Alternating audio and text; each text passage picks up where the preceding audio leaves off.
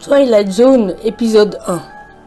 Si comme moi vous avez parfois l'impression de vivre dans la 4e dimension depuis 3-4 ans, cette nouvelle série de capsules est faite pour vous. Je vous y propose des réponses factuelles et juridiques évidemment, prêtes à l'emploi. Aujourd'hui, je vais répondre à la réflexion suivante.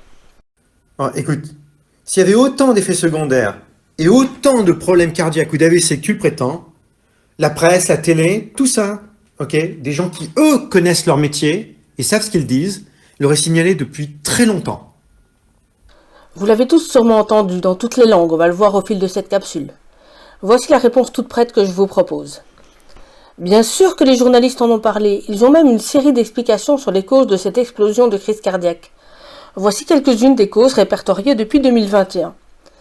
Les allergies alimentaires, article de novembre 2023. Les bips des machines dans les hôpitaux causant des crises cardiaques du personnel soignant, un article de mai 2024. Le bruit de la circulation, un article d'avril 2024. Le bruit des avions, décembre 2022. Boire trop d'eau, novembre 2023. Manger seul, novembre 2021. Manger trop de pastèques.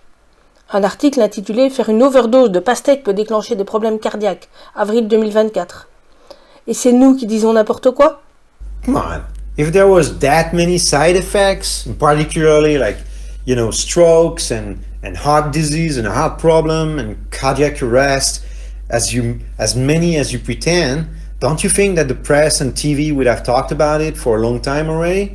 La constipation, article d'août 2023. Le décès d'un frère ou d'une sœur, janvier 2024. Les décorations de Noël, décembre 2023. Dormir avec la lumière allumée ou dans une pièce lumineuse, mars 2022. S'endormir avec la TV allumée, juin 2022. Alors là, par contre, je suis tout à fait d'accord sur un point. Allumer la TV de façon générale devient vraiment très dangereux pour la santé mentale. Les grasses matinées, juillet 2022. Trop peu et trop de sommeil, les deux dans le même article, avril 2023. Se coucher avant 22h ou après minuit, avril 2024. Alors là, va falloir peut-être que j'arrête mes capsules parce que entre ça et tout le reste, ça va vraiment devenir difficile de bien viser. L'insomnie, novembre 2023. Se tenir debout trop longtemps est aussi très dangereux. Article d'octobre 2024, et il y a 2 articles.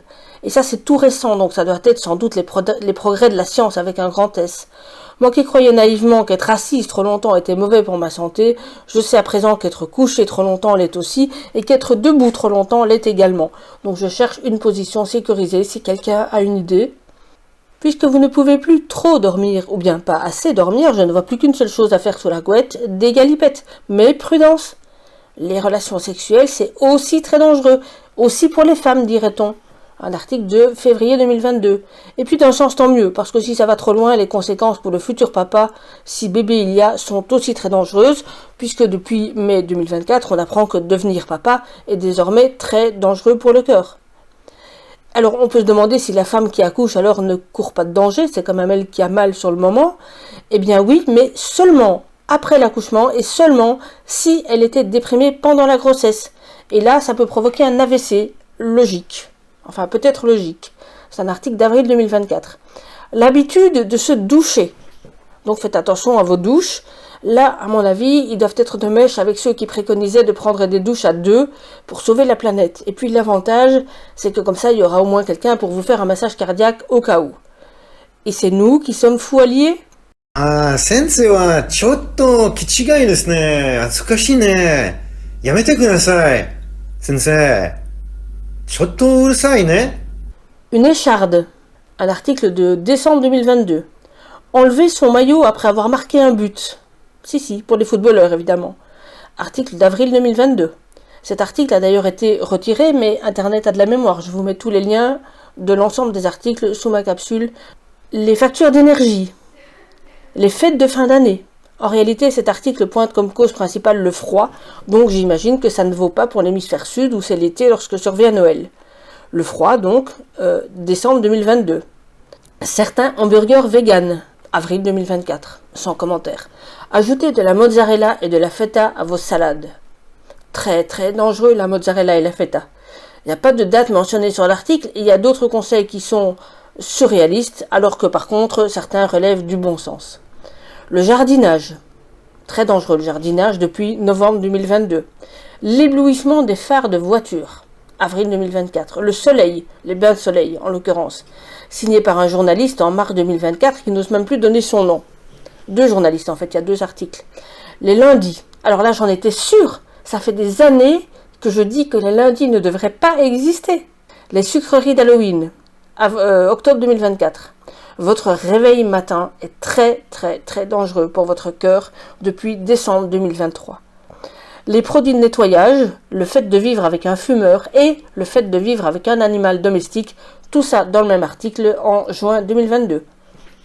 Alors, à mon avis, il vaut sûrement mieux rester tout seul dans son coin pour limiter les risques.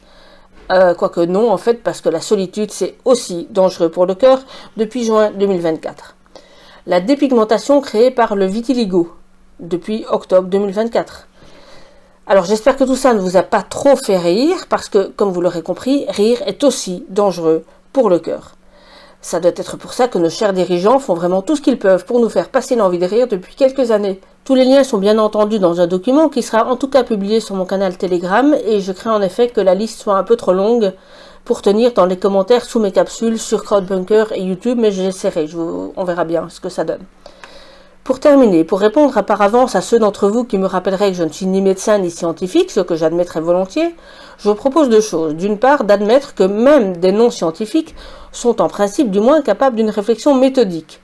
Et d'autre part, je propose surtout d'écouter le Dr Peter McCullough, célèbre cardiologue américain, dans l'extrait que je vais intégrer juste ici.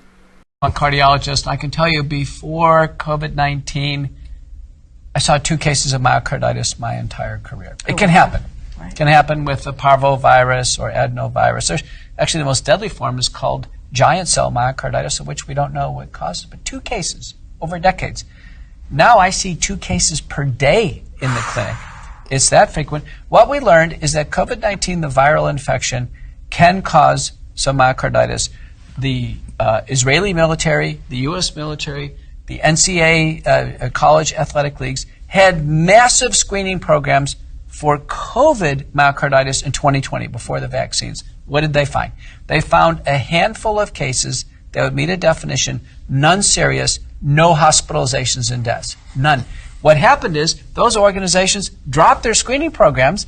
The vaccines were introduced. Within 6 months, the FDA, the CDC, and every regulatory agency say the vaccines cause myocarditis. COVID-19 vaccine-induced myocarditis is fatal, and people should understand that. Every shot they take, there's a risk. À l'attention des journalistes, je ne vois qu'une chose à faire, vous rappeler quelques-uns des devoirs qui pèsent sur vous en vertu de la Charte de Munich. Alors parmi ces 10 devoirs que prévoit la Charte de Munich, je vais vous en lire 4. Le premier, respecter la vérité, quelles qu'en puissent être les conséquences pour lui-même, donc le journaliste, et ce en raison du droit que le public a de connaître la vérité. Le 6e, rectifier toute information publiée qui se révèle inexacte. Alors là j'ajoute que rectifier ne signifie pas supprimer l'article, serrer les fesses et espérer qu'on va l'oublier. Rectifier signifie rectifier. Et s'excuser serait encore mieux, mais ne rêvons pas. Devoir numéro 9. Ne jamais confondre le métier de journaliste avec celui de publicitaire ou de propagandiste. N'accepter aucune consigne, directe ou indirecte, des annonceurs. Et 10. Refuser toute pression et n'accepter de directives rédactionnelles que des responsables de la rédaction. Bien entendu, ces devoirs valent aussi pour les responsables de la rédaction eux-mêmes. Je précise également que lorsque les procès de Nuremberg se sont tenus après la Seconde Guerre mondiale, un journaliste a été condamné à mort et exécuté pour avoir été trop proche de la propagande nazie. Je précise qu'il s'agit d'un seul journaliste, parce que lorsque des posts ont circulé depuis 3-4 ans indiquant que c'était le cas pour plusieurs journalistes, nos amis fact-checkers de AFP ont crié à la fake news en disant non, pas du tout, il n'y avait pas plusieurs journalistes, il n'y en avait qu'un seul. Mais avec l'inflation que nous connaissons depuis quelques années, tout espoir n'est pas perdu pour que justice soit faite par des tribunaux légalement constitués, et ce, à l'égard de tous les journalistes qui ont joué le jeu d'une propagande sans aucun discernement. Affaire à suivre. De mon côté, je n'ai évidemment pas tout mis dans ma liste, il faut en garder sous le coude, ce ne sont pas les exemples qui manquent. Je vous laisse faire le tri dans tout ça, moi je vais aller me faire une petite assiette de mozzarella, suivie d'une orgie de pastèque, puis promener mon chien, puis une nuit d'insomnie suivie d'une grasse matinée. J'espère être toujours là demain pour vous parler, vu les risques que je cours manifestement. Je suis toutefois rassurée sur un point, je n'allume plus la TV depuis un bon moment et je ne regarde même plus les factures d'électricité. C'est en effet beaucoup trop douloureux. Merci à la personne qui me relaye bon nombre de ces informations et qui se reconnaîtra. Sans elle, cette capsule n'aurait jamais pu être réalisée. Merci enfin à mon complice polyglotte qui joue parfaitement le rôle du public trop crédule. À très bientôt, tenez bon et diffusez cette capsule. Au revoir.